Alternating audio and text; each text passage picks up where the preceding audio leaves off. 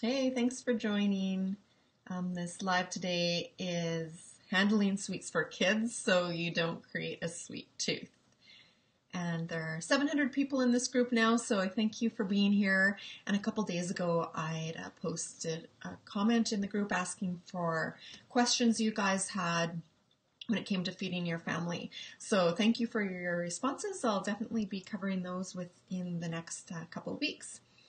But today we're starting with Shannon's question, which was she has a 4-year-old who has a serious sweet tooth, which is great because I have one of those too. My little boy's always asking for candy, just like yours. So, it's always good for me to review this information as well. If we haven't met before, my name is Jennifer House. I'm a registered dietitian and mom of 3 from Calgary.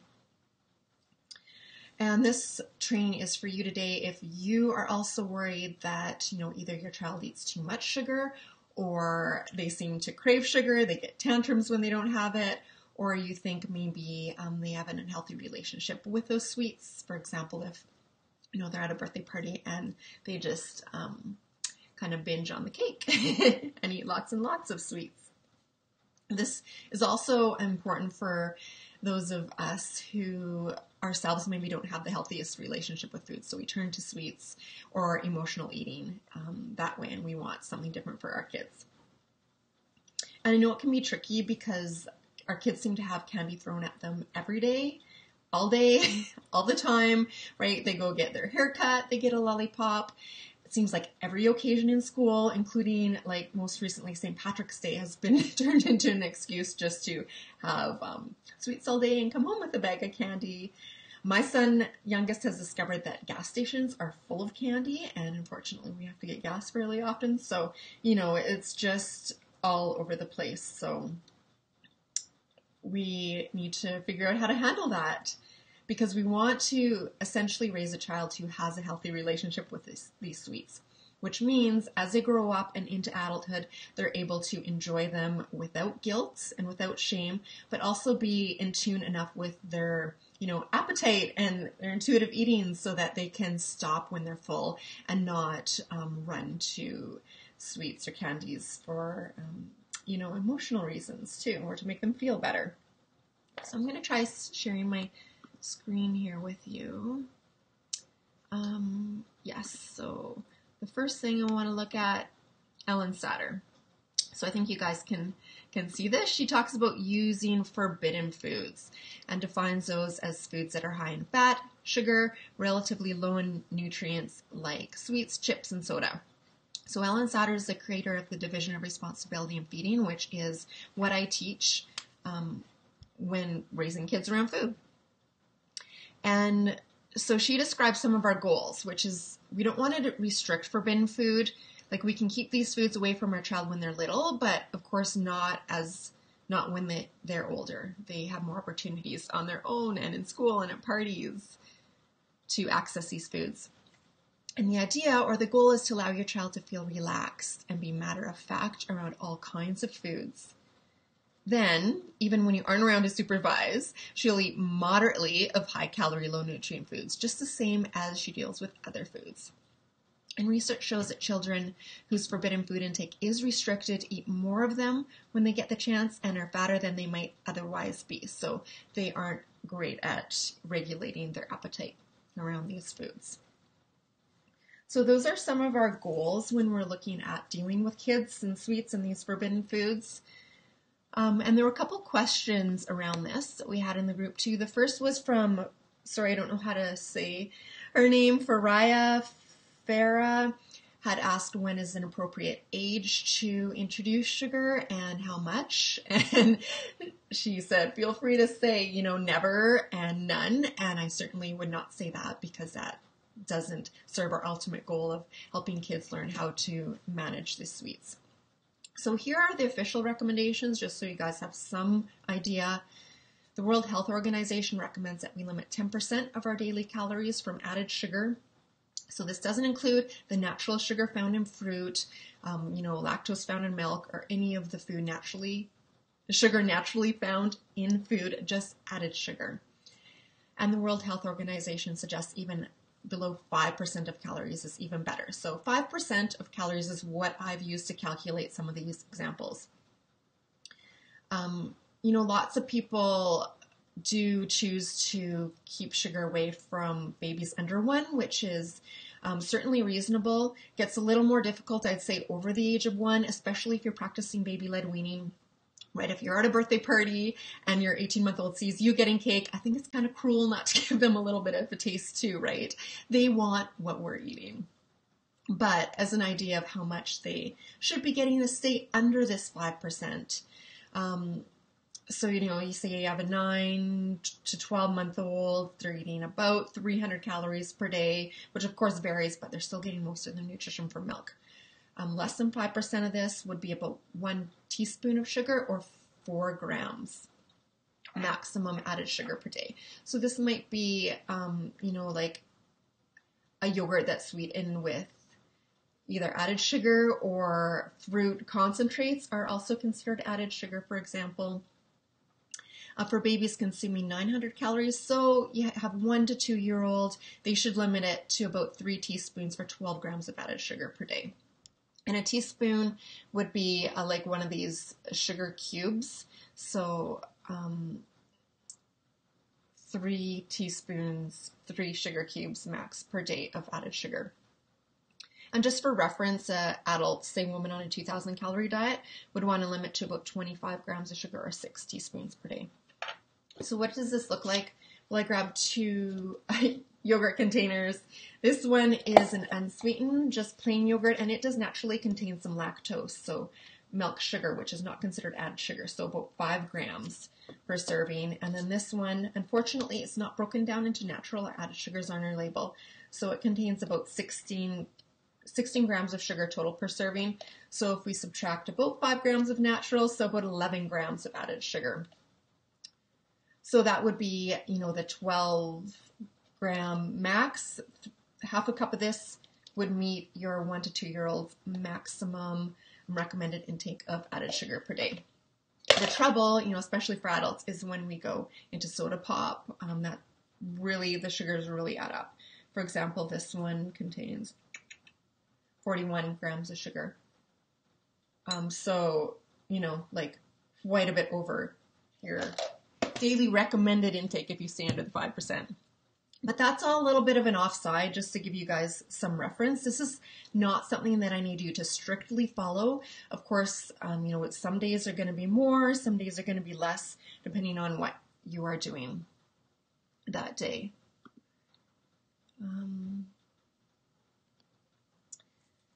And, how do we manage the sweets? So there are definitely 2 extremes. One is, a free-for-all, which they have access all day to the cookies, the chips, candy. Unfortunately, the problem with that, or access to any food all day, is it never gives your child a chance to build up an appetite for, meals and snacks with perhaps healthier food. And I have talked about, regular structured meals and snack times. And they'll probably have a mouthful of cavities and a full tummy to leave no extra room for more nutrient-dense foods. The other extreme would be restriction, which I know some people want to raise a sugar-free baby, a sugar-free child. They think sugar is toxic, and that is not the case. Sugar is not nutrient-dense. It doesn't come along with any vitamins or minerals, and it does have calories. So it's kind of like empty calories, but it's not toxic. I hate that word, or associated any food as, dirty or toxic. But we're looking for somewhere that's a balance between total, free-for-all access and total restriction. And the good news is, once we have some guidelines in place, we can really trust our child's appetite on this, like with any food. And to be honest, it might make some of you cringe, but my 4-year-old has some candy probably most days of the week. If we go to the gas station and he gets a pack of Nerds, seem to be his favorite, which are my least favorite because they end up kind of all over the house. These are little candies. But he'll keep it in his bedroom and it'll last him 5 days. So, he doesn't gorge on it all in one day. He knows it's there. He'll go and have a little bit every day. And that might not work for your family, and that might not work for your child, depending on their personality. But I do have some tips and a couple studies that I wanted to share with you today. for helping your child grow up with that healthy relationship with sweets and how to manage those. So the first tip is to regularly include desserts or sweet foods. So you don't have to have dessert or candy every single day of the week. Maybe your family picks like 2 days a week to have dessert. And dessert can have some nutritional value, right? It doesn't have to be like pure candy, but sometimes it can be. It's okay for them to have a lollipop as well. And I wanted to share this study with you because I know that a lot of us are worried that the more sugar we feed our kids, the more they'll acquire a taste for it, right? The more they'll want sweet things, the more they'll crave sweet things. However, that's not what the research shows. And I did a quick literature review, and this one popped up first. Sweet preferences and sugar consumption of 4 and 5-year-old children, the role of parents.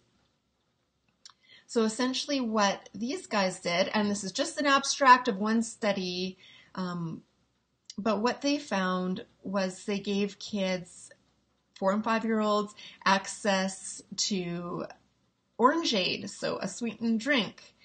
And there were 44 of the kids, and so they had the drinks of various sweetness, and they looked at the kids who were more highly restricted at home with sweets and those were less restricted at home, and asked the kids their preferences for, the less sweet drinks or the more sweet drinks.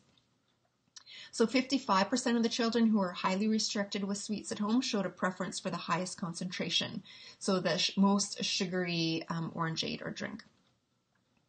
And 33%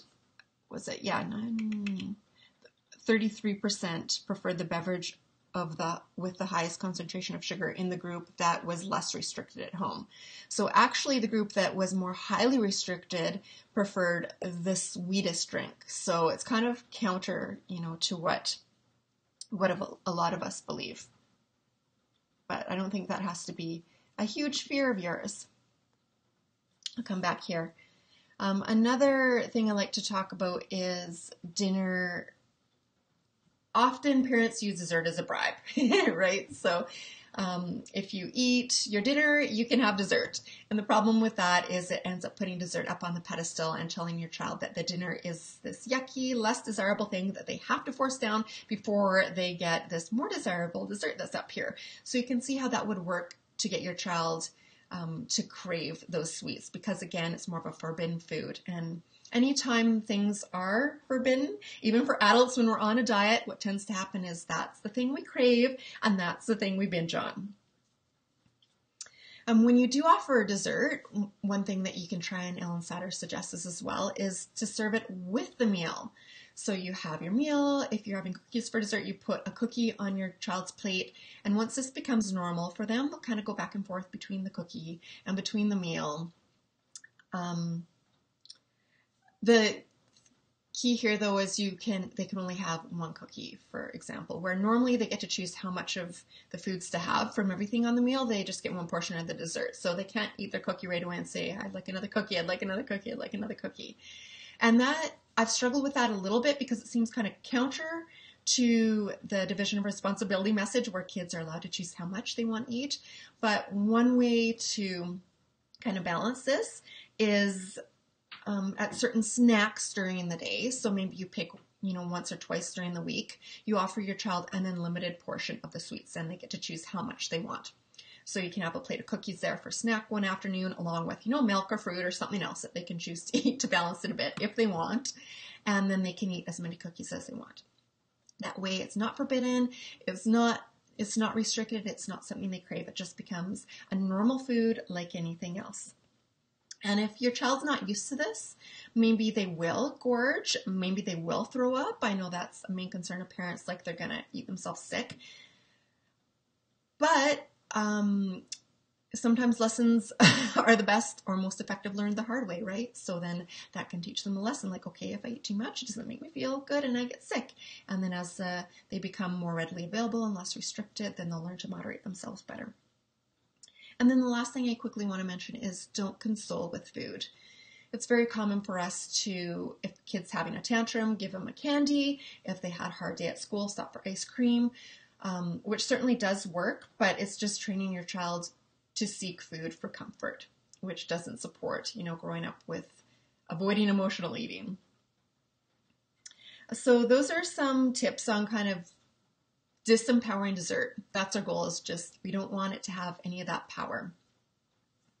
And there were a couple questions. Brooke had concerns about her 2-year-olds at grandma's. Easter's coming up, right? And grandmas and grandparents can be notorious for filling our kids full of candy. So she's worried that he's going to get too much candy from grandma and that he will eat himself sick. So I mentioned that kids are very good at regulating themselves. So since this isn't, a daily or a weekly thing, it's just Easter. Personally, I probably wouldn't worry about it. Your 2-year-old is unlikely to eat themselves sick if you look at kids whose parents have followed the division of responsibility in feeding. So, they're not pressured to eat more or less than they want to. For example, they'll leave dessert. My kids will eat like half a brownie and leave the rest of it there, which adults normally never do, but they're really in tune with their appetite and what they need if we, trust that.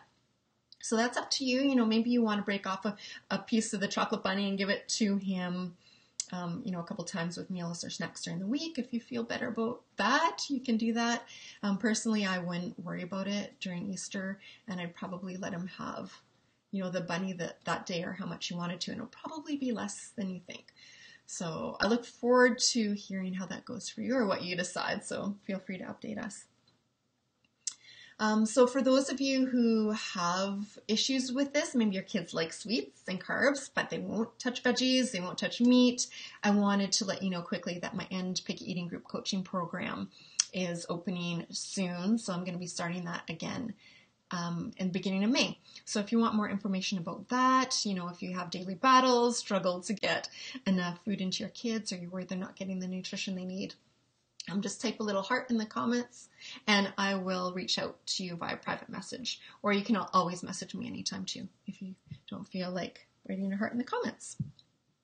So thanks for watching this. Hopefully it helps give you some ideas for how you can help manage sweets with your kids to help them, grow up to deal with them neutrally, just like all other foods, rather than binging and craving on them like so many adults do. And it's definitely a tricky thing, I know that. If you have any other questions, feel free to comment below and I will get back to you if you're watching the replay. And yeah, thanks for being here. We'll see you soon.